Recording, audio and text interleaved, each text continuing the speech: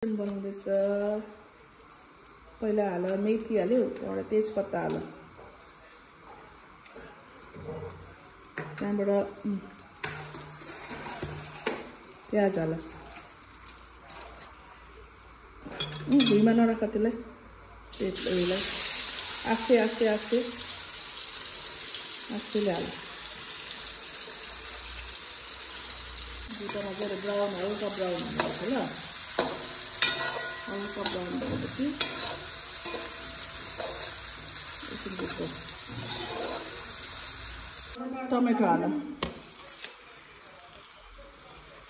Tomato मजाले चलाऊ ल। अब नुन हाल्यो,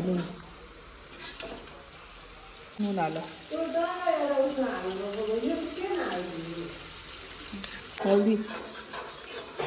हल्दी डालो,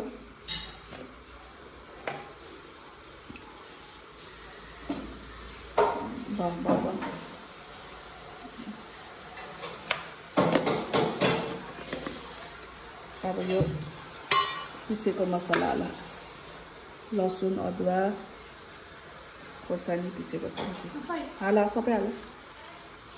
चिकनको लागि होइन दिदी त्यो? ल सबै हाल्यो, त्यसमा पर्दैन। चलो मजाले चलाऊ। अब यसलाई मजाले पाक्नु दिनुपर्छ। वरिपरिको सबै सोह्र, त्यो वरिपरिको सबै सोह्र, त्यो प्याजहरू डल्लै सोह्र।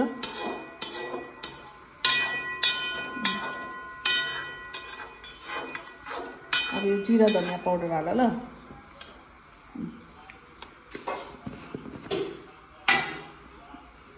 दुई चम्ची हाल।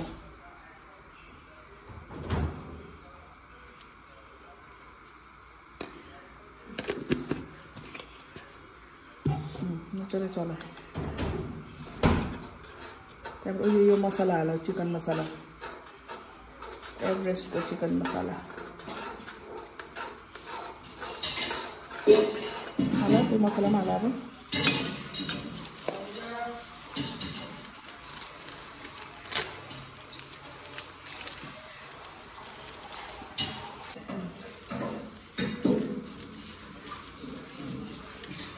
नुन चाहिँ अहिले टेस्ट गर्नुपर्छ कि, त्यहाँबाट फेरि थप्नुपर्छ। मजाले चलाऊ, कस्तो राम्रो कलर आएर पहिला मजाले एकछिन मजाले पाक्न दिनुपर्छ। पानी जब तेल छोड्छ नि त्यसले, त्यहाँपछि अलिकति पानी हाल्नुपर्छ फेरि ल। त्यहाँबाट चिकन हाल्नुपर्छ, त्यहाँदेखि चिकन हालेर अलिकति पानी हालेर त्यहाँबाट ग्रेभीमा पाक्न दिनुपर्छ।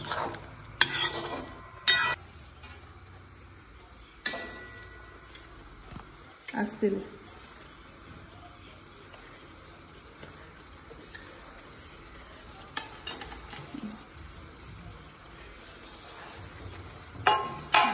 मजाले चलाऊ। एकछिन पक्रिने खै, ऊपर लिएर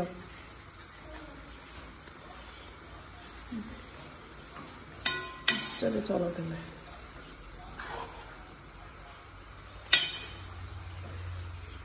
अब एकछिन मजाले मसला भुटेपछि त्यहाँबाट फेरि पानी हाल्नु।